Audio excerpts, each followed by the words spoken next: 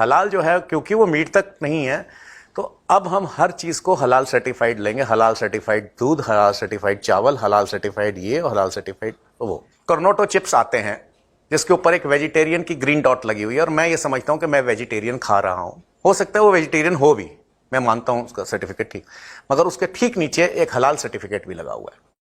That is this is not हलाल, this is हलालोनॉमिक्स। आज जो है हलाल दुनिया के हर चीज में है।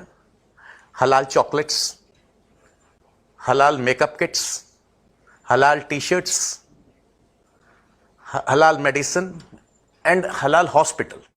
यहां से जो भी मेडिसिन जा रही है गल्फ में, कुछ भी जा रहा है, दैट हैज टू बी हलाल सर्टिफाइड, चाहे वो वेजिटेरियन है चाहे वो नॉन वेजिटेरियन है।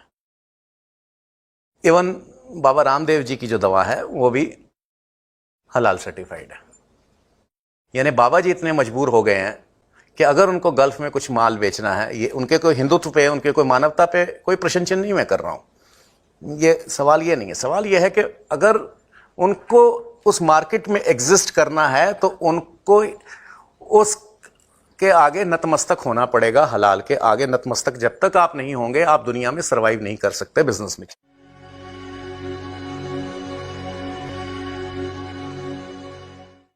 जैसे कि हम से बहुत लोग जानते हैं,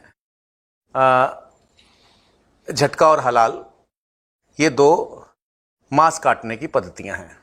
तो हलाल जो है वो केवल मांस काटने की पद्धति नहीं है, हलाल इससे बहुत ज़्यादा है। और ये एक कॉन्स्पिरेसी, एक साजिश, उसके अंदर एक और साजिश और उसके अंदर एक और साजिश है जो हम देख रहे हैं मगर समझ नहीं पा रहे। आज राम मंदिर के वर्डिक्ट के उत्साह में मैं कुछ प्रोडक्ट्स नहीं ला सका जल्दी में, जो मैं आपको दिखाना चाहूँगा, बाकी मैं वीडियो पे शेयर करूँगा। हलाल एक अरबी शब्द है जो इस्लाम के आने से पहले अरबी भाषा में था। जैसे अल्लाह एक अरबी शब्द है जो इस्लाम के आने से पहले भी था। इस्लाम ने उसको, मोहम्मद ने उसको रीडिफाइन किया, एक अपने तरह का अल्लाह। वो अल्लाह जो सबका अल्लाह था या अल्लाह देवी थी, अब वो अल्लाह सातवें आसमान का अल्लाह हो गया और वो रिस्ट्रिक्टेड कुछ लोगों का अल्लाह हो गया, और उसने इंस्ट्रक्शंस दे दी, ये काफिर है, ये मोमिन है, इसका ये है, ये अल्लाह की बात है।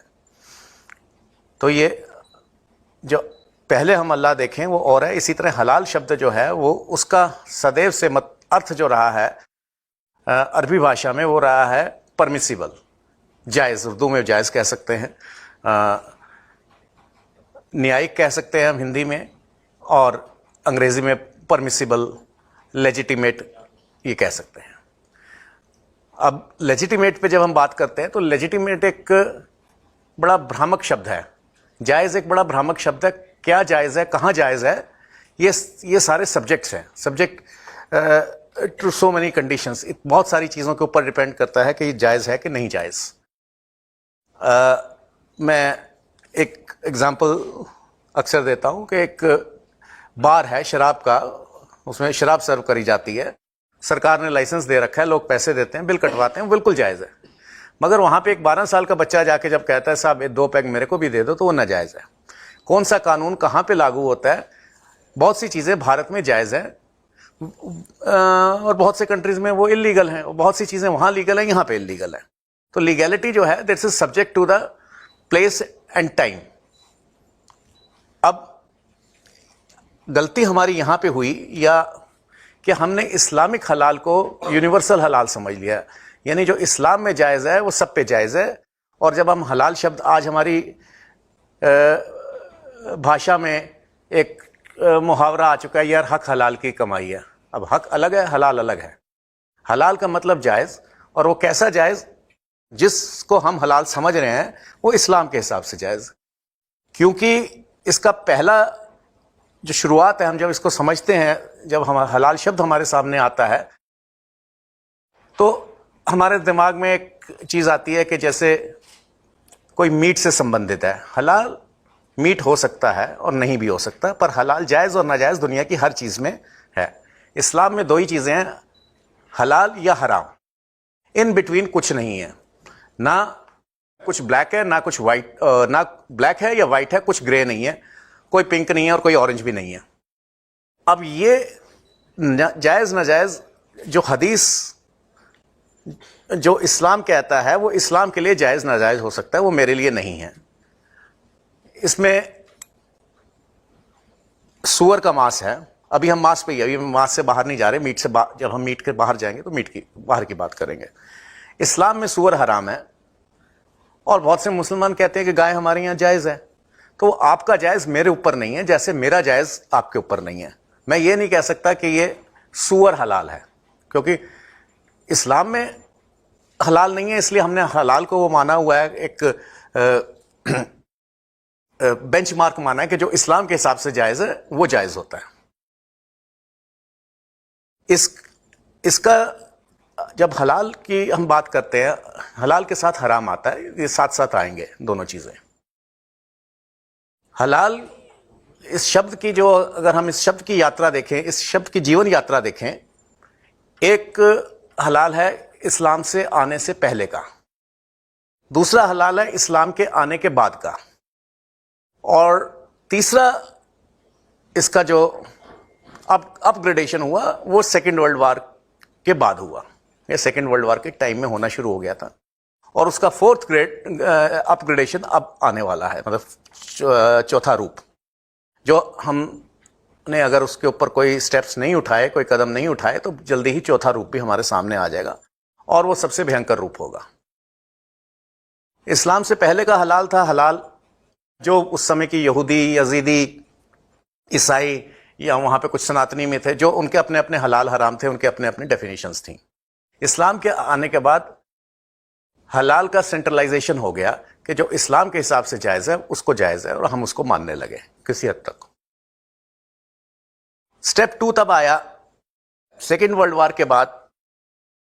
इंडियन पुलिस में बहुत सारे मुसलमान लोग थे, मिलिट्री में बहुत सारे सिख लोग थे।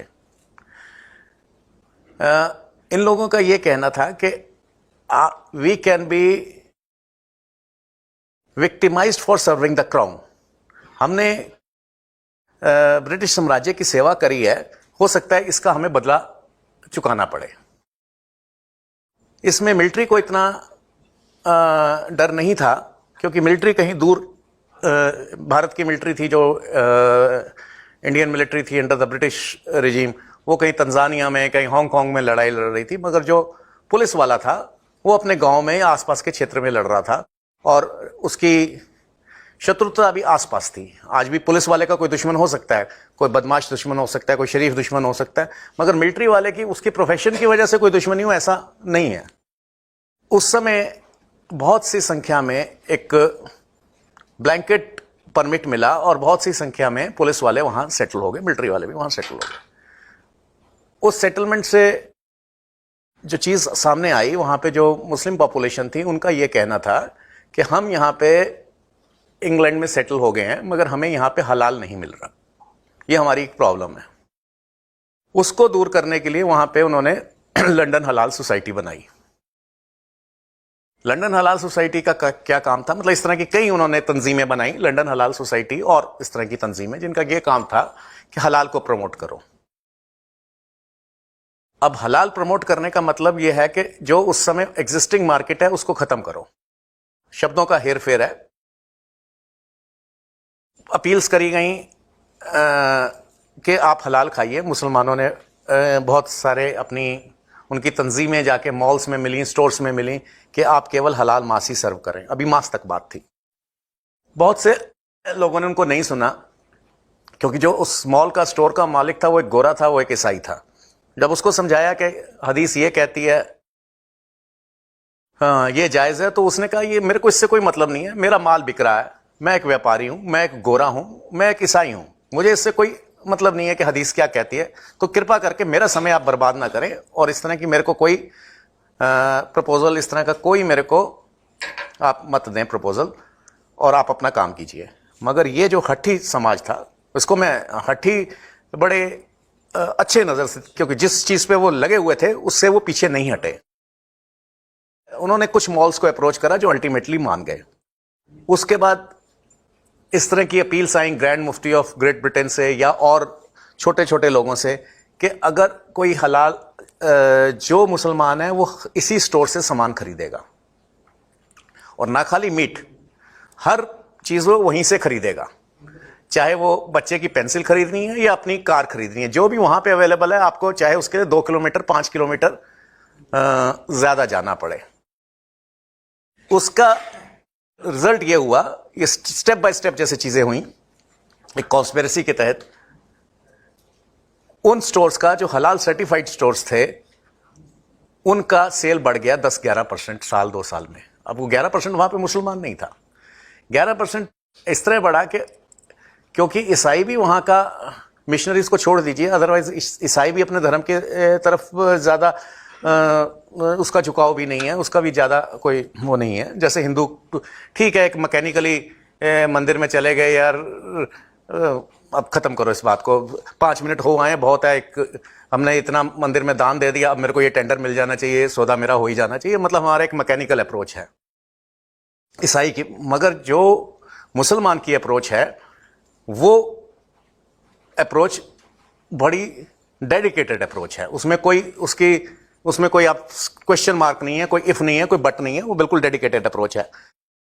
तो वहां पे जो मुसलमान था, उसने अपने दोस्तों को, मित्रों को, पड़ोसियों को कन्विंस करा, यार वहां से चल के खाते हैं, वहां से जाके सामान लेते हैं। उसके लिए उसने सेक्रीफाइस भी करा, चाहे उसने नहीं भी जाना होता था तब भी वो कहता था, यार मैं वहां जा रहा हूं, आपको मैं ड्रॉप कर दूं। तो एक ऑफर दी गई जिसकी उसने कीमत दी, मतलब मेरे को अगर आज मेरे को कहे घर से उठना है, यार आज छुट्टी है, क्यों उठना, और 4 किलोमीटर बिना मतलब मैं गाड़ी घुमाऊं, क्यों घुमाऊं, मगर उसने ये करा, ये हमको उसकी दाद देनी चाहिए। जब ये 10-11% सेल बढ़ी, इसका मतलब क्या है कि मुस्लिम 11% नहीं है, मगर सेल 11% बढ़ रही है, तो नॉन मुस्लिम्स भी हलाल के ऊपर, हलाल स्टोर पे, हलाल स्पेसिफिक स्टोर्स पे आ गए, एक्सक्लूसिव हलाल स्टोर्स पे। इनका 11% 10% सेल बढ़ने का मतलब यह हुआ कि बाकी की सेल कम हुई। अब जिनकी सेल कम हुई, उन लोगों ने अप्रोच करा उसी सोसाइटी को जिसको इन्होंने धक्के देके बाहर निकाला था। सोसाइटी का यह कहना था, साहब जब हम आपके पास आए थे तो आपने हमारी तौहीन करी, कुरान की तौहीन करी, इस्लाम की तौहीन करी। खैर इस्लाम बहुत दयालु है, इस्लाम बहुत दयालु चीज़ है, हम आपको माफ़ करते हैं, अब आप भी हलाल का सर्टिफिकेट ले लो, यानी मैं माफ़ कर रहा हूं आपको, मगर अपनी कंडीशंस पे, कंडीशंस मेरी वही हैं। मरता क्या ना करता, बिजनेस है, बिजनेसमैन के लिए उसको बिजनेस नजर आ रहा है, उसने साइन कर दिया। So the whole meat industry was halalised. Production उतनी है, सेल भी उतनी ही है, कोई चीज चेंज नहीं हुई, एक्सटर्नल फैक्टर कोई नहीं आया, मगर English butchers were out of business, और उसको साइलेंटली मुसलमान बूचर ने ले लिया। इस तरह के कई पड़ाव उन्होंने देखे। नेक्स्ट ये था कि यहां पे हमारे को बूचर्स पूरे मिल नहीं रहे, इसके लिए स्पेशल वीजा, स्पेशल परमिट्स दिए जाएं, जो बूचर्स इंपोर्ट हुए। और बूचर इंपोर्ट होने का मतलब है, अगर 5,000 यंग लड़का इंपोर्ट हुआ, वो साल 2 साल में, जब वहां का 3 साल में सिटीजन, अब तो ज्यादा समय लगता है, तब 3 साल में सिटीजनशिप मिल जाती थी, वहां का सिटीजन हो गया। सिटीजन होते ही उसने अपनी बीवी को बुला लिया, यानी बीवी आई तो साथ में 1-2 बच्चे भी आ गए। अब बीवी भी वहां पहुंच गई, हस्बैंड भी वहां पहुंच गया, और एक प्लानिंग के तहत वो पहुंचे हैं। एक परिवार से ऊपर उनका मोटिव है। नेक्स्ट स्टेप क्या होता है, 3 साल 4 साल के बाद जब बीवी को सिटीजनशिप मिल जाती है, दोनों डिवोर्स देते हैं। डिवोर्स देने का मतलब है वो एक हस्बैंड इंपोर्ट कर सकता है और वो एक वाइफ इंपोर्ट कर सकती है। मतलब वो चेन रिएक्शन, वो 2 into 2 4 नहीं हुआ, वो 2 into 2 16 होता है। ये जो 2 into 2 16 वाला मैथमेटिक्स चला, इतने में 3 साल 4 साल में यहां भी 1-2 बच्चे हो गए, जो नेचुरल बॉर्न सिटीजन्स हैं, उनके भी अधिकार हैं। और अंग्रेज जिसने दुनिया जीती थी, यहां पे वो मूर्ख बनता रहा, उसे पता ही नहीं लगा कि मेरे साथ हो क्या रहा है। और वो अपने हैंगओवर में था, कॉलोनियल हैंगओवर के, वी रूल द वर्ल्ड। भैया अब घर संभाल ले, वर्ल्ड की बात छोड़ दे तू। नेक्स्ट इसके बाद जो हुआ कि जो वहां पे जैसे यहाँ पे म्यूनिसिपैलिटीज देती हैं, सर्टिफाई करती हैं हलाल है या झटका है। और ये बहुत गलतफहमी है, जो झटके का सर्टिफिकेट मिलता है वो केवल रॉ मीट के लिए मिलता है, बूचर शॉप तक के लिए। उसके आगे कहाँ जा रहा है इसका कोई सर्टिफिकेट नहीं है, आंकड़ा नहीं है। हलाल की सर्टिफिकेशन एजेंसीज थी बहुत समय से, जो सर्टिफाई कर रही थी कि ये मांस हलाल का है, यानी रॉ मटेरियल से बूचर शॉप से आगे तक, रेस्टोरेंट तक, चेन तक, ये उसका सर्टिफिकेशन था। इसमें इन्होंने जो बोला कि ये जो सर्टिफिकेट मिलता है बरतानिया की सरकार जो देती है, हम इस सर्टिफिकेट को नहीं मानते, क्योंकि ये लीगल टेंडर है, लीगल डॉक्यूमेंट है, इसके बगैर हम दुकान नहीं चला सकते, इसलिए इसको रखिए। मगर हम इसको अल्टीमेट नहीं मानते, इसके हलाल से हमारी चीज़ हलाल नहीं हो गई। हमारी अपनी सर्टिफिकेशन होगी, हमारी अपनी कंडीशनिंग होगी, जो उस कंडीशन में खरा उतरेगा उसी को हम देंगे। अब वो कंडीशंस क्या है वो जिस समय हम समझ जाएंगे, उस कंडीशंस को काउंटर करना is more important than our next meal. अगला खाना शायद हमें बाद में खाना चाहिए, पहले इसके ऊपर विचार करना चाहिए। अब बड़े स्टेप बाय स्टेप जो हुआ, अब मीट इंडस्ट्री के ऊपर ये हो गया कि कंडीशंस क्या थी, जो आज भी जो म्यूनिसिपैलिटी वाले सर्टिफिकेट देते हैं, 2-3 चीजें हैं इसमें, कि इसको इस पद्धति से काटा गया। मेरे सामने अगर वो हलाल है तो एक मौलवी सर्टिफाई करता है कि मेरे सामने कलमा पढ़ा गया।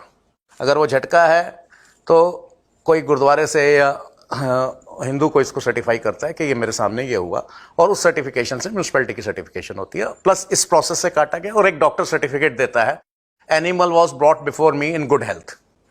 ये 2 चीजें, ये 2 कंडीशंस तो हो गई, मगर जो बाकी हलाल की कंडीशंस हैं इस्लाम के हिसाब से, वो सारी कंडीशंस जो हैं वो फुलफिल अगर नहीं हो रही तो इसको हम हलाल नहीं मान सकते। सरकार मान ले, वो सर्टिफिकेट तो रखना ही है आपको, उसको हम चैलेंज नहीं कर रहे, मगर हम अपना देंगे जिसके ऊपर, जिससे हम मानेंगे कि ये हलाल है। और जब हम हलाल शॉप में जाएंगे तो हम ये देखेंगे कि उसके पास वो हमारा सर्टिफिकेट है कि नहीं। अब पैरेलल सर्टिफिकेशन जो शुरू हुई, पैरेलल सर्टिफिकेशन का जो नेक्स्ट स्टेप आया वो ये था कि हलाल केवल मांस तक नहीं है। एक जो बाहर से इंपोर्ट होता था उन दिनों, यूरोप में ज्यादातर मीट जो इंपोर्ट होता था वो लैटिन अमेरिका से होता था, कोलंबिया से, मैक्सिको से, यहां से ज्यादा मीट आता था। अब वहां पर जो हलाल सर्टिफाइंग एजेंसीज थी, उन्होंने कहा क्योंकि ये एक ईसाई देश से मांस आता है, इसका प्रॉफिट जो है एक ईसाई को जा रहा है, तो ये हलाल नहीं हो सकता। हलाल अब हम उसी को मानेंगे जो इंडोनेशिया, पाकिस्तान, ईरान वगैरह वगैरह, ये हमारी जो लिस्ट है, इन कंट्री से जो आएगा हम उसको हलाल मानेंगे, दूसरे को हम हलाल मानेंगे ही नहीं। रिजल्ट ये हुआ कि जो हलाल मार्केट में रिटेल में तो बिक रहा है, अब वो हलाल का सर्टिफिकेट नहीं मिल रहा, तो नेचुरली जो इंपोर्ट हो रहा था मीट वहां से छोड़ के इंडोनेशिया से और वहां से इंपोर्ट होने शुरू हुआ। यानी एक छोटे से लंदन के कस्बे से ये कॉन्स्पिरेसी जो है वो दुनिया की इकोनॉमी को हिलाने लगी, जिससे इंडोनेशिया, मलेशिया, इनकी इकोनॉमी बहुत आगे गई और कोलंबिया की, मैक्सिको की इकोनॉमी पिछड़ने लगी, और जो आज तक पिछड़ रही है। आज इस स्थिति में जब हम 70 साल बाद खड़े हुए हैं, तो अब चाह के भी कोलंबिया उस मार्केट को कैप्चर नहीं कर सकता। मेरे अगर दादाजी की कहीं दुकान थी लाहौर में जलेबी की, तो आज मैं जाके उस गुडविल को भुनाना चाहूं कि मेरे दादा बहुत अच्छी जलेबी बनाते थे, इसलिए मेरी जलेबी की दुकान चल जाएगी 70 साल बंद करने के बाद, तो ऐसा नहीं होने वाला।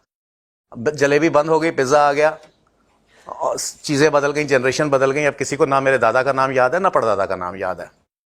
आज ये कोलंबिया जो है या मैक्सिको जो है, वो चाह के भी आज उस इंडस्ट्री में एंटर नहीं हो सकता, क्योंकि वो इंडस्ट्री ऑलरेडी उन कंट्रीज ने ले ली है, या ऑस्ट्रेलिया और न्यूजीलैंड जो उनकी हर कंडीशन को मान रहे हैं सर्टिफिकेशन के लिए, उसने कैप्चर कर ली है।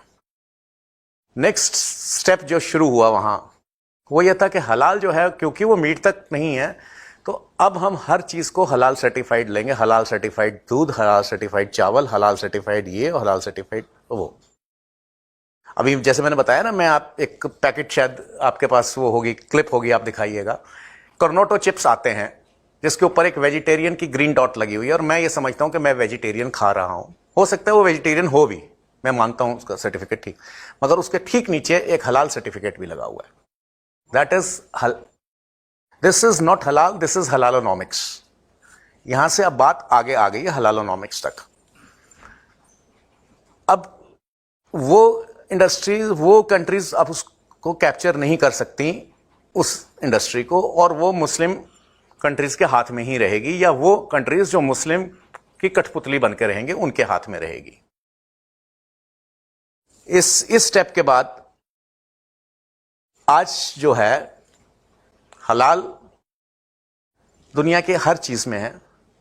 हलाल चॉकलेट्स, हलाल मेकअप किट्स, हलाल टी शर्ट्स, हलाल मेडिसिन एंड हलाल हॉस्पिटल।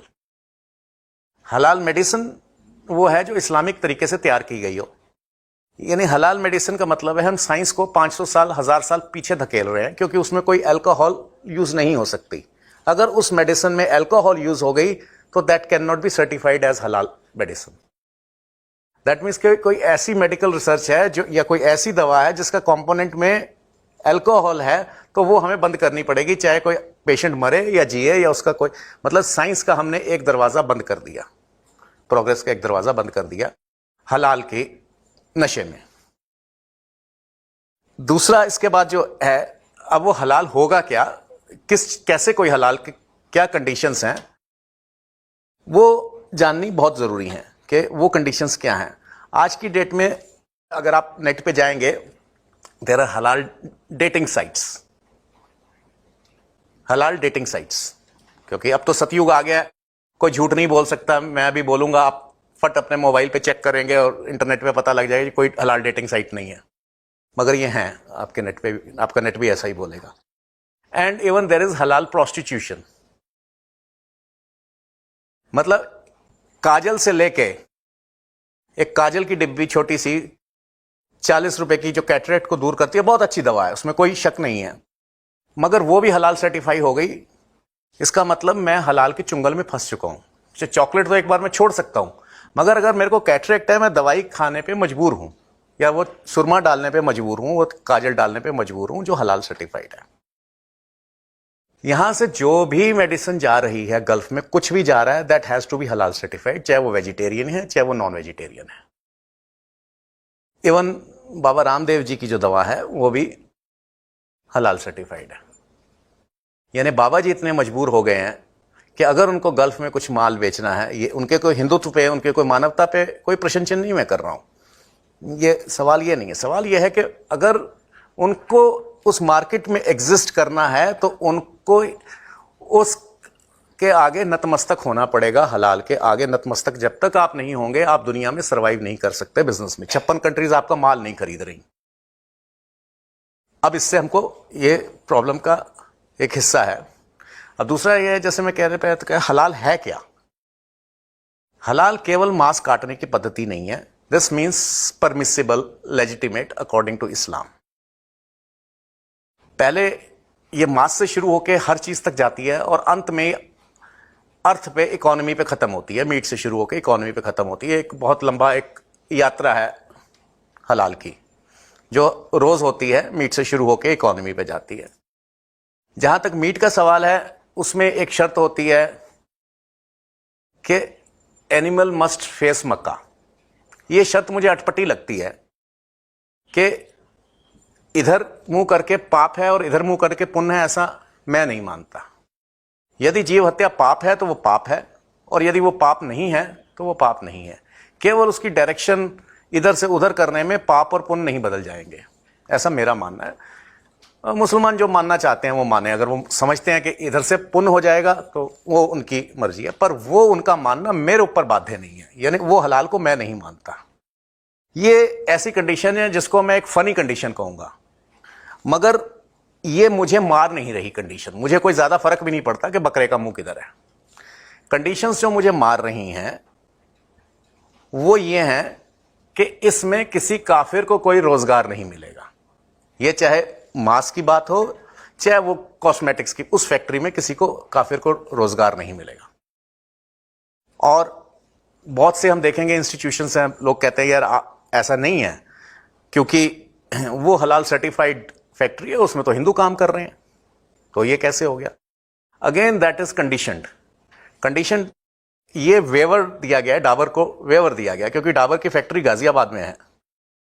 ऐसा हो नहीं सकता कि उसके पास कोई हिंदू वो ये कल बोर्ड लगा दे कि 100% मुस्लिम लेबर होगी, मेरा सीए भी मुसलमान होगा, मेरा वकील भी मुसलमान होगा, तो अगर वो इस पे आ जाएगा तो वो बिजनेस कैसे करेगा? मतलब कितना भी कोई कॉम्युनल हो, जब वो डॉक्टर ढूंढता है तो वो देखता है कि मेरा यार ऑपरेशन कौन डॉक्टर ठीक करेगा। वो उस समय ये नहीं देखता कि यार ये किस जात का है, ये शर्मा जी हैं कि वर्मा जी हैं। शर्मा जी हैं, वर्मा जी हैं, अगर त्रेहन के पास जाना है तो त्रेहन के पास जाना है, त्रेहन पंजाबी है या मद्रासी है, उससे कोई फर्क नहीं पड़ता मेरे को, क्योंकि मैं एक डॉक्टर के पास जा रहा हूं। अब ये जो कंडीशन है कि जहां पे पॉसिबल ही नहीं है, एक गांव है या एक कस्बा है जिसमें एक फैक्ट्री है छोटी सी, आप पेन बना रहे हैं या कुछ भी स्टेशनरी की आइटम बना रहे हैं जिसको हलाल सर्टिफिकेट लेना है, वहां पर यह कंडीशन इसलिए माफ है क्योंकि जहां पे 80% आबादी ही दूसरी है, वहां पे एक वायबल नहीं है कि आप केवल 20% के ऊपर बिजनेस कर लें। मगर बॉर्डर पार करते ही जैसे ही आप पाकिस्तान पहुंचते हैं सिचुएशन बदल जाती है। कहते हैं कुरान का एक नुक्ता नहीं बदलता, नुक्ता नहीं बदलता, इसमें कोई शक नहीं है, मगर उसके अर्थ कैसे निकाले जाएंगे, कहां निकाले जाएंगे, वो समय समय पे अपने सहूलियत के हिसाब से बदले जाते हैं। यानी यहां पे आप काफिर को रोजगार दे सकते हैं, आपको फिर भी सर्टिफाइड हलाल मिल जाएगा, क्योंकि नहीं तो बिजनेस ही नहीं कर पाएगा वो। मगर पाकिस्तान में जहां पे आज 2 या 3% गैर मुस्लिम रह गया या 4%, जो भी स्टेटिस्टिक्स हो, उसके बगैर आप बिजनेस कर सकते हैं, उसको इग्नोर करके बिजनेस कर सकते हैं, तो वहां पे आपको सर्टिफिकेट नहीं मिलेगा जब तक आपकी 100% मुस्लिम एम्प्लॉयमेंट नहीं होगी। अब यही कारण है कि ये नहीं कि पाकिस्तान में हिंदू केवल तलवार से मारा गया। पाकिस्तान बनने के बाद जब उसको बहुत अच्छी दुकान चल रही थी हलवाई की, मगर उसके आगे किसी ने दुकान खोल ली और उसके दुकान पे कोई जा नहीं रहा, अल्टीमेट उसके पास क्या है कि भैया मैं भी इनके साथ ही मिल जाऊं, तभी मेरी दुकान चलेगी। तो ये कन्वर्जन्स जो हुई हैं, ये हलालिफाइड कन्वर्जन्स हुई हैं, ये कोई तलवार से नहीं हुई। आपको इकोनॉमिकली इतना मजबूर कर दिया गया कि आप कुछ नहीं कर सकते, आपको इस मेरी शरण में, इस्लाम की शरण में आना ही पड़ेगा। नहीं आओगे तो ठीक है, दुकान खोल के बैठे रहो, हम आपको पत्थर भी नहीं मार रहे, आपको गोली भी नहीं मार रहे, मगर आप बैठे रहो सुबह से शाम तक। कोई कारीगर, आप हलवाई हैं तो कोई आपके पास कारीगर नहीं आ रहा बनाने को, आप क्या करेंगे? तो उन कंडीशंस में आप फंस गए और धीरे धीरे कन्वर्जन्स होती गई। क्योंकि ये अभी आज की स्थिति में ये एप्लीकेबल भारत में नहीं है, तो इसलिए वेवर दिया गया फॉर टाइम बीइंग। ये हमेशा वेवर नहीं रहना, हमेशा डाबर को ये छूट नहीं मिलेगी कि आप जैसे चाहे एम्प्लॉयज रखें। हाँ, मगर कान में जरूर कुछ समझा दिया जाता हो, यार देख लेना, क्योंकि आज भी कोई बड़ा अफसर सिफारिश करता है तो ये नहीं कहता कि मेरे भतीजे को टेंडर दे देना, देख लेना यार जरा। वो देख लेना जो भाषा होती है वो समझने के लिए काफी होती है। अब ये कंडीशन तो है कि काफिर को रोजगार नहीं मिलेगा। दूसरी कंडीशन, इसका एक हिस्सा जिहाद को जाता है, चाहे वो जकात के उसमें जाए, चाहे किसी और रूप से जाए, वो जिहाद को जा रहा है। अब जिहाद क्या है? बहुत एक अच्छा लुभावना शब्द है, होली वार। जहां पे होली शब्द आ गया, हम वैसे ही सारे उस पे मुग्ध हो जाते हैं, यार होली होली होली, बहुत अच्छी बात है, होली होली भी है, वार भी है, चलिए। मगर वो वार किसके खिलाफ है? किसके वार में इधर have to be 2 Warring elements. मैं अकेला बंदूक किस पे मारूंगा? कोई दुश्मन तो होगा ना। मान लीजिए एक ही दुनिया में ट्राइब होती और उसका आपस में बहुत प्यार होता, परिवार की तरह, तो शायद बंदूक का आविष्कार ही ना होता। बंदूक की जरूरत क्या थी? युद्ध का मतलब एक दूसरी पार्टी तो आपके सामने होगी तभी युद्ध होगा। युद्ध अकेला हवा में मैं फायर नहीं करूंगा ना, हवा में तलवार थोड़ी ना चलाऊंगा। अब युद्ध वो क्या है? वो युद्ध मोमिन का काफिर के खिलाफ है, और वो कब तक जारी रहेगा? जब तक वो इस्लाम की शरण में नहीं आ जाता। सो दिस इज जिहाद। और जब हम जिहाद को फाइनेंस करते हैं हलाल सर्टिफाइड चीजों से, तो इसका मतलब हम सीधा टेरर को और अपने धर्म परिवर्तन को फाइनेंस कर रहे हैं। यानी अपनी सुपारी हम खुद दे रहे हैं। जो बिजनेस में होता है जी, ये व्यापारी बहुत टेंडर भरता है, यार इसकी सुपारी दे दो, इसको आगे चला दो, अगला टेंडर मैं लूंगा। मगर यहां पर ऐसा नहीं हो रहा है। यहां पे तो हम अपनी सुपारी दे रहे हैं, पैसा उसको फाइनेंस कौन कर रहा है? अब ये जो चीजें हैं, जो सर्टिफाइंग एजेंसीज लंदन से लेकर निकली, आज दुनिया भर में है। यहाँ पे दिल्ली में सबसे बड़ी आईटीओ पे एजेंसी बैठी है जमायत इस्लाम वाले, वो भी सर्टिफाई करते हैं कि हलाल है। और भी प्राइवेट एजेंसीज हैं, बहुत सारी चीजें हैं जो सर्टिफाई कर रही हैं हलाल है। So this is halalonomics. ये केवल एक पद्धति नहीं है, यह केवल एक छोटी सी मोहर नहीं है जो हम मोहर देख नहीं पाते, देख पाते हैं तो समझ नहीं पाते। और हमारे साथ प्रॉब्लम क्या है, हिंदुओं की प्रॉब्लम क्या है कि one is they fail to understand and the greater problem is they refuse to understand. मैं प्रॉब्लम समझना ही नहीं चाहता। आप ये कैसे, मैं कहता रहूं ये ऑरेंज है, ये भगवा है, आप कह रहे हैं नहीं जी मेरे को तो ये हरा दिख रहा है, आई कैन नॉट प्रूव। जब आप भी कहेंगे, एक वो है, राजा ने कहा रात है, रानी ने कहा रात है, मंत्री ने कहा रात है, सब ने कहा रात है, आज सुबह की ही बात है। तो जब हम एक ही स्वर में बिना सोचे बोलना शुरू कर देते हैं, ऑपोजिशन नहीं करते, उसके ऊपर हम चिंतन नहीं करते ये क्या हो रहा है, तो कम से कम मैं सुबह नहीं बोलता हूं कि रात है। और ये जो मेरी यात्रा शुरू हुई, ये बचपन से ही शुरू हुई, क्योंकि हलाल पर वो हम भी ये समझते थे कि जो हलाल है या झटका है ये केवल मीट तक है। झटका तो मीट तक था, मगर हलाल उससे बहुत आगे था। दिल्ली की जो मार्केट है, जामा मस्जिद पे जो मुर्गा मंडी थी, जो अब शिफ्ट होके गाजीपुर चली गई है, 47 से पहले, जैसा कि हमारे पास स्टेटिस्टिक्स अवेलेबल है, उसको मैंने देखा नहीं है 47 से पहले क्या हुआ था, उसमें 70% मुसलमानों का कब्जा था उस मार्केट पे, और 20-30% खटीक थे, हिंदू खटीक। पार्टीशन के बाद 95% वहां पे हिंदू खटीक हो गया और 5% मुसलमान रह गया।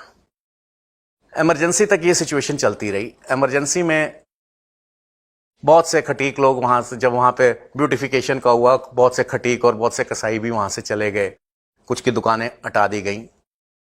जब वो वापस आए तो आने वाले हिंदुओं की संख्या कम थी और मुसलमानों की ज्यादा थी। 80s आते आते सिचुएशन बदल गई, क्योंकि जो खटीक था उसका 2 ही बच्चे थे, 3 बच्चे थे, और वो कुछ अच्छा करना चाहते थे, वो गंदे काम में नहीं, क्योंकि हमारे को ये बता दिया गया कि ये गंदे काम है। वो गंदे काम में रहना नहीं चाहते थे और वहाँ वो आना चाह रहा था। और वो असलम भाई सालों से जानता था, तो जो उसका मार्केट का चेयरमैन था उस समय, बड़े समय तक रहा, उनका नाम था तोताराम। तो तोताराम जी ने उन्हें बुला दिया, आओ भाई, है तो हमारे भाई, हो तो खटीक बरादरी ना, तुम कसाई बन गए, हम खटीक हो गए। जबकि यही सिचुएशन पाकिस्तान में अप्लाई नहीं करती थी। पाकिस्तान में भी ब्राह्मण बिरादरियां थीं, जाट बिरादरी थी, जाट बिरादरी में मुसलमान जाट भी था, राजपूत थे, सब थे। मगर जिस वक्त पार्टीशन हुआ उस वक्त ना तो राजपूत की राजपूती काम आई, ना जाट की जटाई काम आई, ना किसी का चमार की चमारी काम आई, किसी का कुछ काम नहीं आया, ना वकील की वकालत काम आई। वकील साहब बड़े, बहुत बड़े वकील थे, अच्छे अच्छे क्रिमिनल उसे जानते थे, बचाते थे। और सारे हिंदू शरीफ नहीं थे, बदमाश भी थे। ना उस बदमाश की बदमाशी काम आई, ना पुलिस वाले की पुलिसाई काम आई, और ना जज की जजी काम आई। मिलिट्री वाला, पुलिस वाला, जज, वकील, उन सबको वो छोड़ना पड़ा, क्योंकि वो काफिर थे। वहां पे कोई भाईवाद नहीं था। वहां पे किसी जाट ने ये नहीं कहा कि भैया तू भी जाट और मैं भी जाट, हम दोनों जाट है, हम मुसलमान है, तू हिंदू है, चल रही ही रहा। ऐसा नहीं हुआ। और जो हुआ भी तो 5-7 साल के बाद वो खत्म हो गया। मगर यहां पे हम उसी हैंगओवर में थे, भाई भाई, हम हिंदी चीनी भाई भाई में भी विश्वास रखते हैं, हम सबके भाई हैं, और भाईचारे में विश्वास रखते हैं। भाईचारा हमारा इतना है कि मैं उसको भाई समझता हूं और वो मुझे चारा समझता है, इससे ऊपर कोई भाईचारा नहीं है। अब इस भाईचारे में आगे आते हुए ये मंडी कैप्चर हो गई, जिसके ऊपर झटका एसोसिएशन ने, जो खटीक भाई हैं, उन्होंने एक केस डाला था कि जो कटाई म्यूनिसिपैलिटी हमसे लेती है और जो हलाल वालों से लेती है उनसे कम पैसा ले रही है, हमसे ज्यादा ले रही है। ये केस कोई 8-10 साल कोर्ट्स में चला। उससे अगर 50 रुपया ले रहे हैं कटाई का तो उससे 100 रुपया ले रहे हैं। एमसीडी का यह तर्क था कि हम तो दोनों को सब्सिडी दे रहे हैं, इसकी कॉस्ट सपोज 200 रुपया पड़ रही है, हम आपसे 100 रुपया ले रहे हैं, उनसे 50 रुपया ले रहे हैं, आपके 100 रुपये छोड़ रहे हैं ना, आपको क्या प्रॉब्लम है? प्रॉब्लम है। ये माइक्स बनाता हूं मैं, मेरी माइक्स की फैक्ट्री है, मैं दिन में 200 माइक्स बनाता हूं। एक दूसरी फैक्ट्री को सब्सिडी ज्यादा मिल जाती है, वो 500 बनाती है, तो डेफिनेटली मैं पिछड़ना शुरू हो गया बिजनेस में। मीट इंडस्ट्री में ये हुआ। आज आईटीडीसी, इंडियन रेलवेज, जो राष्ट्रपति भवन में भी इंडियन रेलवेज सर्व कर रही है और पार्लियामेंट भी उनकी कैंटीन है, वो केवल हलाल ले रहे हैं। मतलब सरकार एक बहुत बड़ा बायर है, आईटीडीसी एक बहुत बड़ा बायर है। आप पेन बना रहे हैं, मैं भी पेन बना रहा हूं, मैं 100 पेन रोज बना रहा हूं, 1000 पेन रोज बना रहा हूं, और आपको साहब 5000 पेन का ऑर्डर मिल जाता है। तो जितने में मैं पेन मेरे को खरीद पड़ेगी उससे कम में आप बेच देंगे, क्योंकि आपके पास 5000 का ऑर्डर है, मैं 1000 बना रहा हूं। तो सरकार ने ये सौतेला व्यवहार करा उस इंडस्ट्री को खत्म करने के लिए। वो इंडस्ट्री खत्म हो गई। आज आपको कोई यहां पे झटके की शॉप नहीं मिलेगी। जो 5-7% रह गई हैं, वो भी कितनी है, वो एक वाकई वो झटका है कि नहीं। इस सारी मुहिम के तहत, इस सारी उसके तहत, अब इससे जब हम बाहर निकले, हलाल सर्टिफाइड रेस्टोरेंट्स, करीम इज हलाल सर्टिफाइड रेस्टोरेंट। अब इसमें इसका अगर हम भेद समझेंगे तो एक तो एस्टेब्लिशमेंट सर्टिफाई हो रही है, एक उसका प्रोडक्ट सर्टिफाई हो रहा है।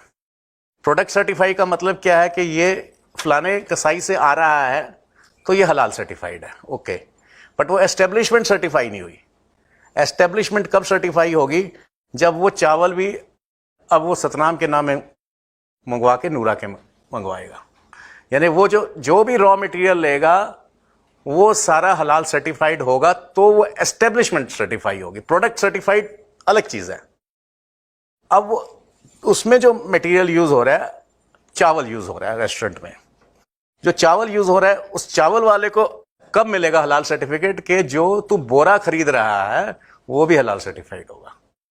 तो ये जो चेन आई, wolf is right in my backyard, मेरे बिल्कुल पीछे भेड़िया खड़ा हुआ है, पर मैं देख नहीं पा रहा हूं या मैं देखना चाहता नहीं हूं।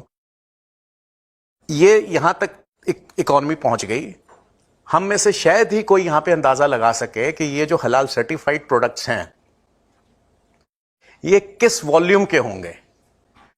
मतलब आप रोड साइड नाई और रोड साइड कसाई उसको छोड़ दो, जिसकी कोई जीएसटी नहीं, कोई बीएसटी नहीं, कोई उसका कोई अकाउंट ही नहीं है। उसने तो सुबह 2000 का माल खरीदा, 5000 का माल खरीदा, 10,000 का बेचा, 2000 कमाया लेबर को देने के बाद, और 2000 डाल के वो जेब में चला गया और वो मस्त है, अपने जो अपने भी 15-20 बच्चे पाल रहा है वो।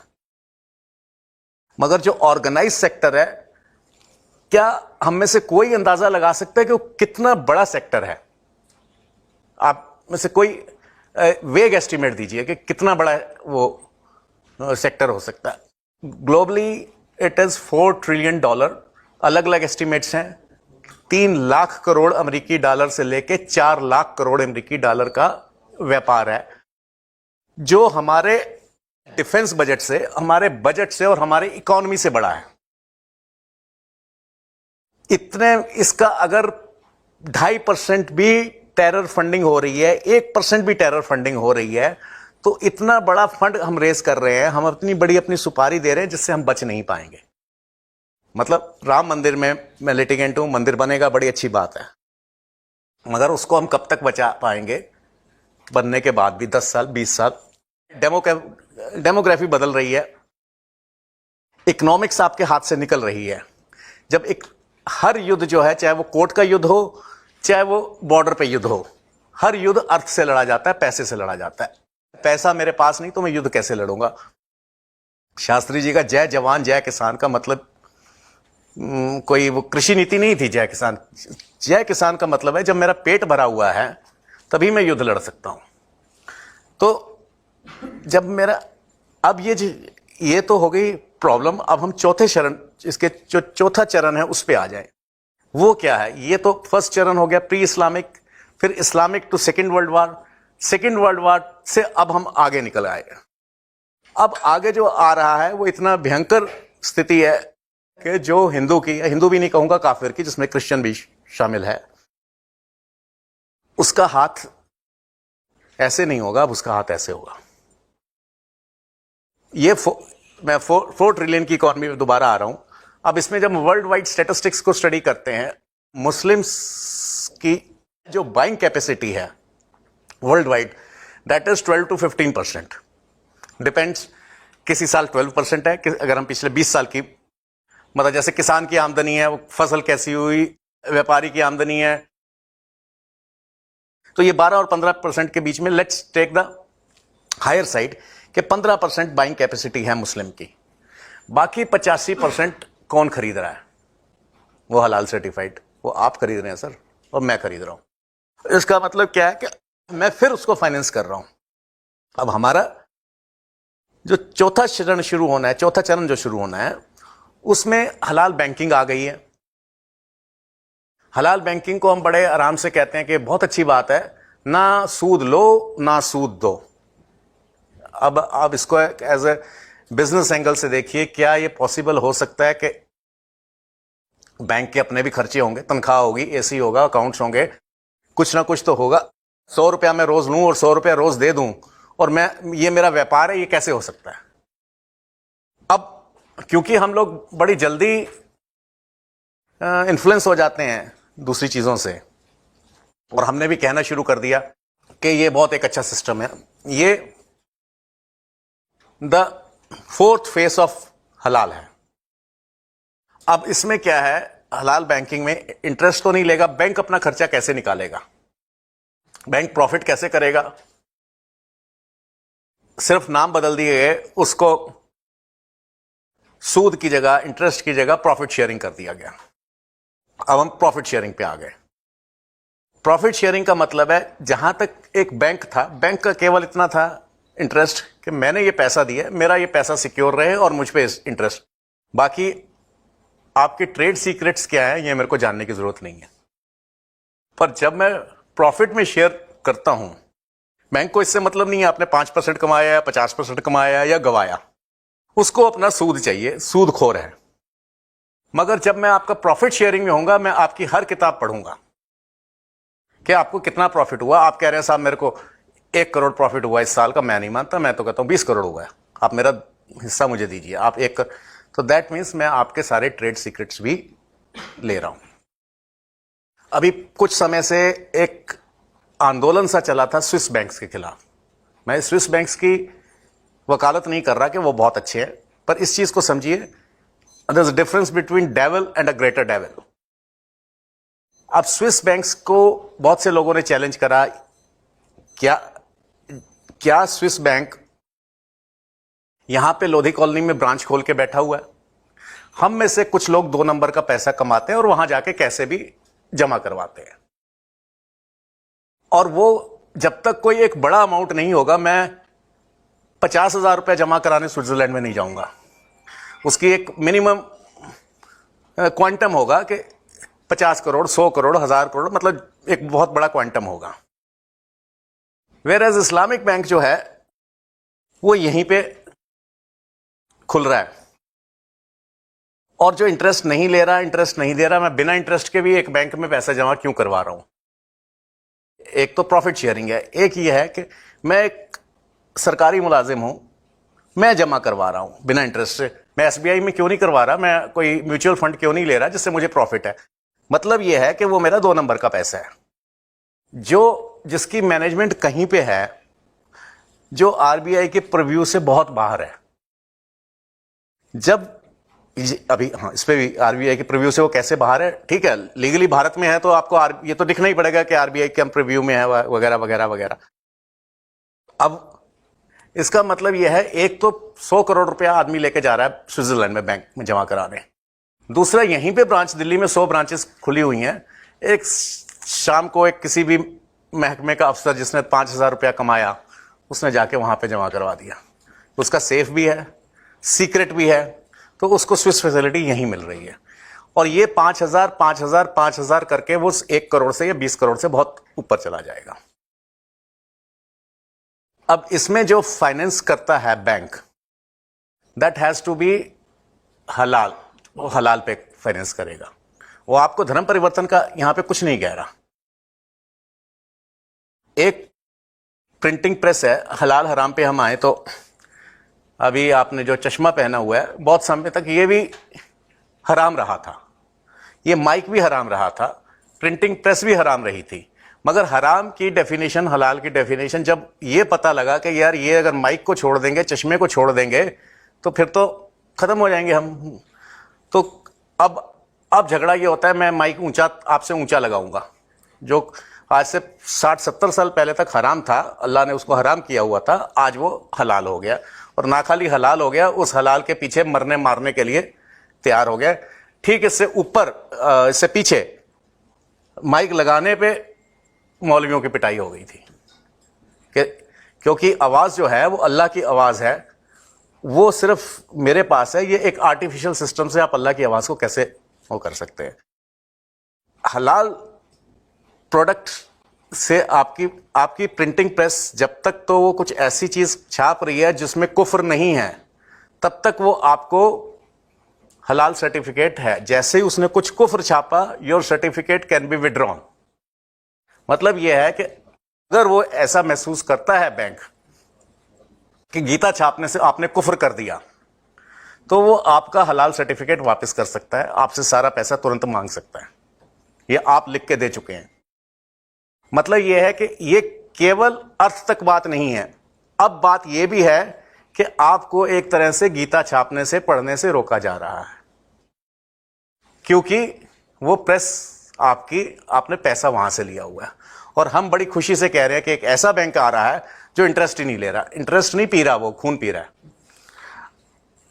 ये इसी फेस 4 में ही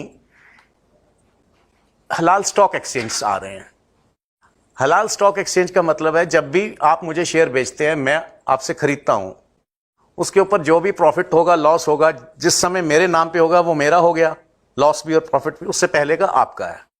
बट इस सब में जो सरकार टैक्स लेगी, जो स्टॉक एक्सचेंज अपनी हैंडलिंग चार्जेस लेगा, जो वो लेगा, वो कुछ परसेंटेज वो भी हो जाती है, चाहे वो 0.5 हो, 0.05 हो, कुछ परसेंटेज तो एवोपरेट होता है पैसा।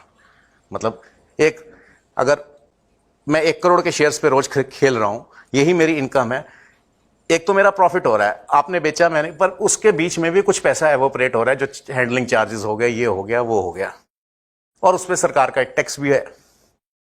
अब जब हलाल सर्टिफाइड स्टॉक एक्सचेंज का मतलब ये है कि उन एक्सचेंज पे जो कंपनीज रजिस्टर्ड है, जिनको टिकट मिला हुआ है, अगर वो हलाल कंपनी है तो उसका जो ये हैंडलिंग चार्जेस हैं वो वेव ऑफ किए जाते हैं।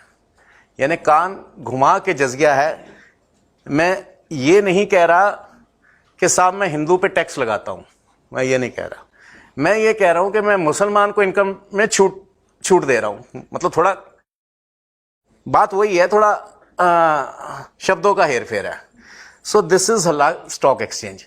दैट मीन्स कि अगर मेरे को अब शेयर खरीदने हैं और मैं समझ रहा हूं कि 1 करोड़ के ऊपर मेरे को 5,000 रुपया या 2,000 रुपया रोज का लॉस हो रहा है, क्योंकि मैं उस कंपनी के थ्रू बेच रहा हूं या उस कंपनी के शेयर बेच रहा हूं जो हलाल सर्टिफाइड नहीं है, तो यार ये सर्टिफिकेट लेने में हर्ज क्या है? हर्ज वो तब आएगा जब आपकी नॉन हलाल सर्टिफाइड कंपनीज जो हैं मार्केट से खत्म हो जाएंगी और पूरी मार्केट कैप्चर हो जाएगी और आपका हाथ ऐसे हो जाएगा। This is halalonomics. ये पूरी एक कॉन्स्पिरेसी है जिसको हम समझ नहीं पा रहे हैं। ना समझने का कारण यह है, हम समझना नहीं चाहते या उसको इतना देख रहे हैं। बचपन से एक असलम भाई हलाल वाला देख रहे हैं, बड़ा अच्छा आदमी है, जाते जाते कई बार माता जी को ये भी कह देता है, माता जी पानी पियेंगे, तो हम समझते हैं असलम भाई बहुत अच्छा आदमी है। वो आदमी अच्छा हो सकता है, कोई शक नहीं। हम इसको ऐसे ही नहीं देख पा रहे जैसे एक बैंक का कैशियर है जिसने उम्र भर नोट गिने हैं 100 के, उससे ये पूछिए कि साहब 100 के नोट पे 100 कितनी बार लिखा हुआ है, वो नहीं बता सकता, क्योंकि उसने इतना देख लिया है कि वो देख ही नहीं पाता। यही कोई गांव का बच्चा है जिसने आज तक 100 का नोट नहीं देखा, उसके हाथ में 100 का नोट लग जाएगा तो वो 5 मिनट में गिन लेगा इसमें इतनी बार 100 लिखा हुआ है। एक कंफ्यूजन है मुझे जी। ये कंपनीज को सर्टिफाई कर रहे हैं कि ये हलाल कंपनी है? जी। अच्छा, जब आपने पहले प्रोडक्ट की वो एक्सचेंज खोल रहे हैं तो मतलब ये नहीं, दीज मैं बताता हूँ। दीज हलाल एक्सचेंज का मतलब ये है कि उसमें सारी कंपनीज रजिस्टर हो रही हैं, चाहे आपकी हलाल सर्टिफाइड है चाहे नॉन हलाल सर्टिफाइड, जैसे किसी भी स्टॉक एक्सचेंज में होती है। मगर जो हलाल सर्टिफाइड कंपनीज हैं उसकी जो फीस है वो वेव ऑफ करी जा रही है। उसकी जो कौन वेव ऑफ करेगा? Stock exchange. क्यों करेगा वो? ये उसकी वो हलाल एक्सचेंज है। नहीं, तो वहीं तो मैं लूज कर रहा हूँ। वो एक्सचेंज तो कॉमन एक्सचेंज है। वो नहीं, एक्सचेंज कॉमन है, वो भारत में नहीं खुल रहा, वो 26-27 कंट्रीज में खुल रहा है, कुवैत में खुल रहा है, ठीक है ना। कुवैत में अगर आप इंडियन कंपनी है, आप भी रजिस्टर हो सकते हैं, आपको रजिस्ट्रेशन में कोई प्रॉब्लम। एक्सचेंज यदि दुबई में है या और कहीं है, हाँ, ओके, तो वो ये नहीं कह रहा मैं आप पे हिंदू के ऊपर एडिशनल टैक्स लगा रहा हूं, वो ये कह रहा है मैं इसका वेव ऑफ कर रहा हूं। वही जैसे एमसीडी का ये कहना था कि हम आपको भी सब्सिडी दे रहे हैं, उनको भी दे रहे हैं, अगर उनको ज्यादा दे रहे हैं तो आपको क्या प्रॉब्लम है। और ये केस इससे पहले कि किसी नतीजे पे आता, इस दौरान फिर प्राइवेटाइजेशन हो गई, एमसीडी बाहर हो गया और एमसीडी ने वो ठेके पे दे दिए। और ठेके पे जो अभी हैं वो एलिना या कोई भी अभी तक जिसे हम झटका प्लांट समझते हैं कि वहां से झटका हो रहा है, वो भी एक मुसलमान का प्लांट है, मतलब उसको 5 साल 3 साल का जो भी ठेका मिला है। अब मेरे से एक सिचुएशन आई कि मैं इसको कोर्ट में चैलेंज करना जा रहा था, क्योंकि जैसे ही उसने हलाल का झटके का काम शुरू करा, वो अब मुसलमान नहीं रहा, उसने कुफ्र कर दिया। जब वो मुसलमान नहीं रहा तो वो हलाल का प्लांट कैसे चला सकता है? मतलब दोनों में से या तो इधर हो गए या आप उधर हो गए, आप ये नहीं कर सकते कि मैं ये भी हूं मैं वो भी हूं। तो ये जो प्लांट है या तो ये इसमें हलाल कर रहा है, और या वहां पे जो वो हलाल कर रहा है वो मुसलमानों से धोखा कर रहा है, क्योंकि वो मुसलमान ही नहीं है, जो उसकी पहली कंडीशन है कि मुसलमान का होना चाहिए। तो जब इस केस में मेरा इंटरेस्ट था, मैं फाइल कर रहा था, तो एक वकील साहब मेरे पास आए कि साहब आप ये केस मत करिए, कि जी क्यों ना करें। और इंसिडेंटली वो भी सरदार जी थे, वकील साहब।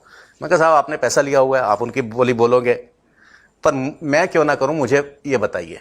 आप ठीक कर रहे हो, आपका वकील का धर्म है कि आपने अपने क्लाइंट को डिफेंड करना है, और आप मेरे तक चल के आए, किसी के माध्यम से आए, बड़ी अच्छी बात है, चाय पीजिए, मगर मुझे ये मत ज्ञान दीजिए कि मेरे को क्या करना है।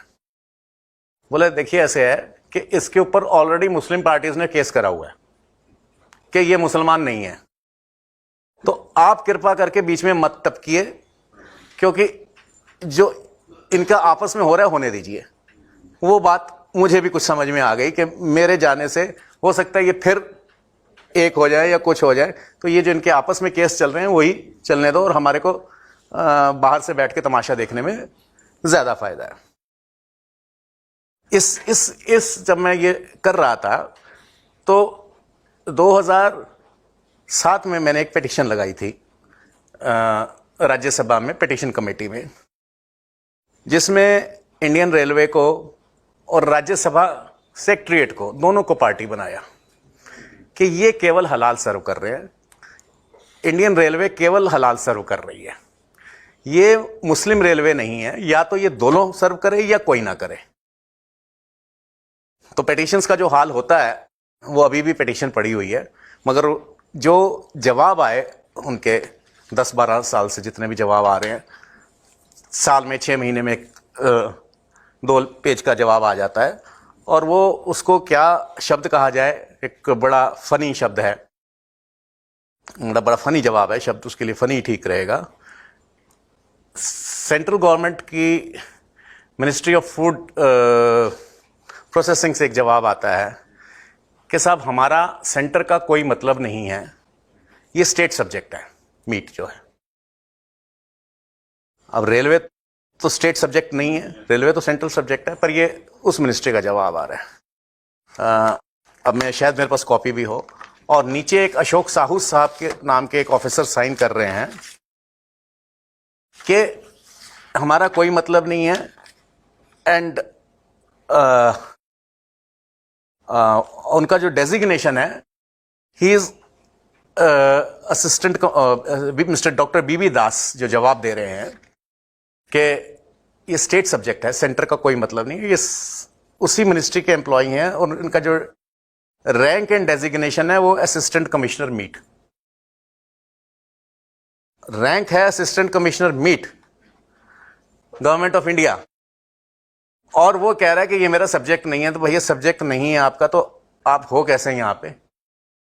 मैंने कभी दिल्ली देखी नहीं है, मगर मैं यहां पे लेक्चर देता हूं, पर मैंने दिल्ली देखी नहीं है, कभी मैं दिल्ली आया नहीं हूं। सो दिस इज अ वेरी मतलब एक हंसी का पात्र है। अगर ये मैं बाहर दिखाएं तो शायद विदेशी हम पे हंसेंगे, यार कम से कम झूठ तो ढंग का बोल दिया करो। तो ये सारी चीजें आगे बढ़ते हुए अब इसका जब मैंने ये पिटिशन लगाई तो मेरे को एक कॉल आया कोई 1 साल 1.5 साल के बाद कि साहब आपने कोई पिटिशन लगाई हुई है? हाँ जी लगाई हुई है।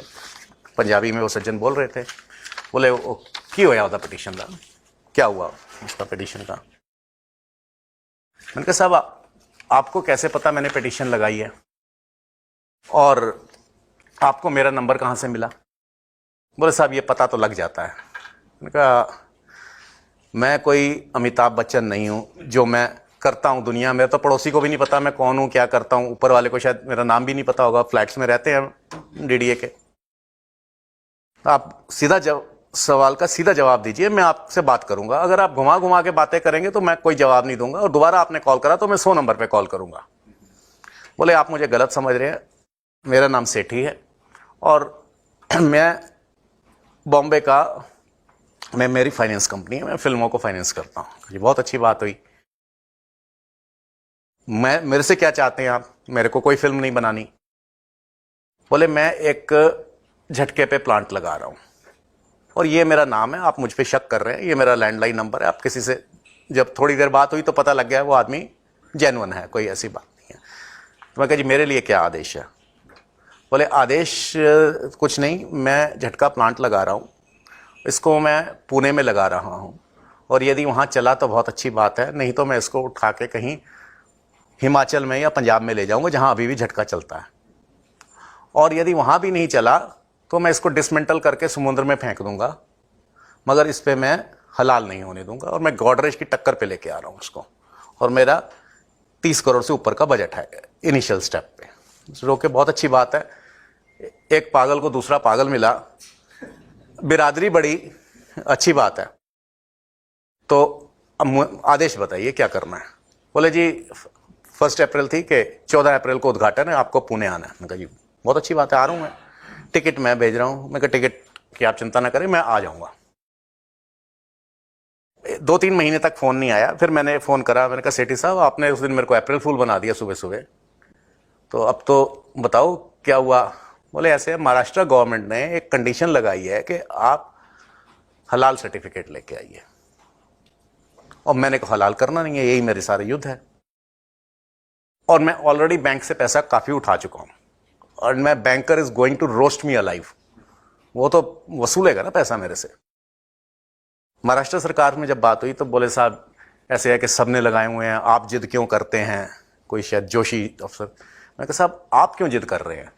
आपकी चेकलिस्ट में ऐसा कोई सर्टिफिकेट नहीं आपने मांगा। बोले सब लगाते हैं, गॉडरेज ने लगाया, इसने लगाया, अंबानी ने लगाया, फलाने ने लगाया, शरद पवार जी का प्लांट है उन्होंने भी लगाया। हम कहा शरद पवार जी ने क्या करा? उन्होंने अपनी शादी का कार्ड भी साथ में लगा दिया होगा। वो क्या करते हैं उससे मेरे को कोई फर्क नहीं पड़ता। शरद पवार या गॉडरेज या जिनके आप बड़े बड़े नाम ले रहे हैं, सच ले रहे हैं झूठ ले रहे हैं मुझे नहीं पता, मगर ये मेरा धर्म नहीं तय करेंगे मेरे को क्या करना है। शरद पवार जी बहुत बड़े आदमी होंगे, कभी मौका मिला तो मुझे भी मिलवा देना उनसे। गॉडरेज साहब बहुत बड़े आदमी हैं, पर प्लीज डोंट फोर्स मी कि मेरे को वही करना है जो वो कर रहे हैं। काफी उसके बाद ये हुआ कि उन्होंने कहा ठीक है जी आप इस पे झटका सर्टिफिकेट लगा दीजिए। कुछ मैटर सॉल्व हुआ। जब हम झटका सर्टिफिकेट के लिए निकले तो दुनिया में हजारों एजेंसियां हैं जो हलाल सर्टिफाई कर रही। झटका सर्टिफिकेशन की एक भी एजेंसी नहीं थी पूरी दुनिया में। जो म्यूनिसिपैलिटी करती है सर्टिफाई, वो सिर्फ रॉ मटेरियल को करती है टिल बूचर शॉप, यानी एक रास्ता यहां तक तो तय हो गया कि बूचर की शॉप के लिए जो मांस निकला है या बूचर ने जो खरीदा है वो हलाल खरीदा है या झटका खरीदा है। रेस्टोरेंट कहां से कौन से बूचर से खरीद के जा रहा है और कुक्ड सेमी कुक्ड फूड जो फ्रोजन फूड्स आ रहे हैं उसकी खरीदारी कहां से है, इसकी कोई मैकेनिज्म नहीं था। So this is the time when we initiated jhatka certification कि हमारे को एक उसका रिजल्ट ये हुआ कि एक इंस्टीट्यूशन अभी ऐसा बचा हुआ है जो हलालिफाइड नहीं हुआ, that is Indian armed forces. Armed forces में अभी भी झटका चलता है और पैरामिलिट्री में बीएसएफ है, वहां पे झटका चलता है। सो वो जिन सज्जन ने वो करा, हमने उनको सर्टिफाई किया। एक अच्छा काम ये हो गया, जब वो आर्मी के पास अपना माल बेचने गए तो उन्होंने कहा जी अभी तक तो रॉ हमारी कैंटीन्स पे चलता था, अब ये फ्रोजन फूड्स आ गए हैं, हम झटका देते हैं और फ्रोजन हमें कहीं मिल नहीं रहा, हम तो आपको ढूंढ रहे थे। सो उन सज्जन को 5 करोड़ का पहले साल में ऑर्डर मिला, विच वॉज दिस थिंग। मतलब वो तो ईश्वर ने किसी तरह बचा लिया, वरना बाकी जो हमारी सोसाइटी है या उस समय जो सरकार थी वो किसी भी तरह से हिंदू इकोनॉमी का मर्डर करना चाहती थी। इट इज नॉट कि हिंदू को मरवाना चाहते हैं। दंगे हुए, दंगे में तो 10, 20, 50 आदमी मर गए, मगर जब इकोनॉमी को मारेंगे किसी की तो वो पूरी कम्युनिटी कन्वर्ट हो जाएगी, जैसे पाकिस्तान में हुआ। पाकिस्तान में कोई ये नहीं कि उन्होंने कोई 10 लाख हिंदुओं को सिर काट दिया हो, ऐसा ठीक है, कहीं 10 को मार दिया होगा, कहीं 20 को मार दिया होगा, बच्चियां भी लेके गए, मगर उसके लिए उससे ज्यादा घातक जो हथियार है वो हथियार है इकोनॉमी का। So this is halalonomics. तो अब हमारा जो युद्ध है यहां से जो शुरू होता है, दिस इज ह्यूमनॉमिक्स। सो मेरी जो सबसे अपील है वो ये है कि हम हलालोनॉमिक्स से अपने को शिफ्ट करें। सिर्फ हमको इतना करना है, पूरे देश में सबको कारगिल पे जाके नहीं लड़ना। सिर्फ मैं इतना कर सकता हूं प्रोटेस्ट कि ये चॉकलेट साहब मैं नहीं खरीद रहा और दुकानदार को ये बोल रहा हूं कि मैं इसलिए नहीं खरीद रहा कि ये हलाल सर्टिफाइड है, क्योंकि वो कह रहा है कि मेरे को हलाल। अब जब ये 15% मतलब बाइंग कैपेसिटी 15% वर्ल्ड वाइड में से अगर 90% मुस्लिम कट्टर है तो 10% तो दूसरे भी कट्टर होंगे, मगर वो किसी भी सूरत में 15 से 16% इकोनॉमी को कैप्चर नहीं कर सकते क्योंकि उनकी हद है वो, और हम 85% तक जा सकते हैं और सिचुएशन फिर इसी से रिवर्स होगी। देन हलालोनॉमिक्स की जगह ह्यूमनॉमिक्स आएगा, और यही एक चीज है जिसमें मैं सबका सहयोग चाहता हूं, जगह जगह ये कर रहा हूं, और मेरे को यहीं से शुरू करना है, और इतना ही मेरे को कहना था।